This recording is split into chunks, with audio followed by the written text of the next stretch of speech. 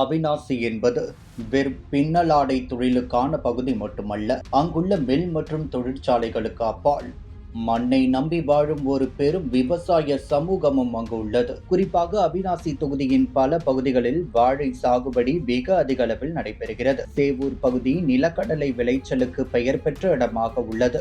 அதேபோல் அன்னூர் வட்டத்தில் அதிகப்படியான விவசாயிகள் உழைத்து வருகின்றனர். ஆனால் கடந்த பல பத்தாண்டுகளாக இந்த விவசாய குடும்பங்கள் தங்கள் விளைபொருட்களை லாபகரமாக மாற்றுவதற்கு தேவையான முறையான அரசு உதவிகள் கிடைக்காமல் தவித்து வந்தன. தற்போது மத்திய அமைச்சர் எல் முருகன் இந்த இடைவெளியை குறைக்கும் வகையில் ஒரு விரிவான விவசாய நலத்திட்டத்தை முன்வைத்துள்ளார். அன்னூர் பகுதியில் அதிக விவசாயிகள் இருப்பதால் அங்கு விவசாய உற்பத்தியாளர் சங்கங்களை அமைக்க அவர் திட்டமிட்டுள்ளார். இதன் மூலம் விவசாயிகள் ஒன்றுபட்டு தங்களின் விளைபொருட்களுக்கு சரியான விலையை பெற முடியும். நீண்ட காலமாக புறக்கணிக்கப்பட்ட நிலையில் இருக்கும் விவசாய கூட்டுறவு சங்கங்களை வலுப்படுத்துவதாகவும் அவர் உறுதியளித்துள்ளார்.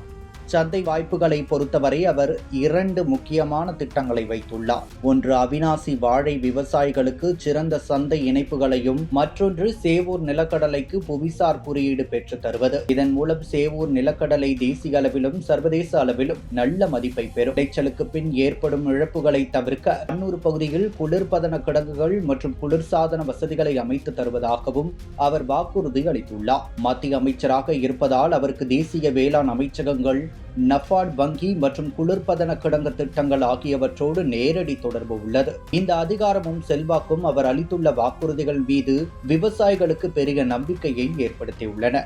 ஒரு சாதாரண சட்டமன்ற உறுப்பினரால் செய்ய முடியாத காரியங்களை மத்திய அமைச்சராக அவரால் எளிதில் செயல்படுத்த முடியும் என்பது கூடுதல் சிறப்பாக கருதப்படுகிறது. இத்தகைய திட்டங்கள் அவிநாசி விவசாயிகளின் வாழ்க்கைகள் ஒரு மாற்றத்தை கொண்டு வரும் என எதிர்பார்க்கப்படுகிறது.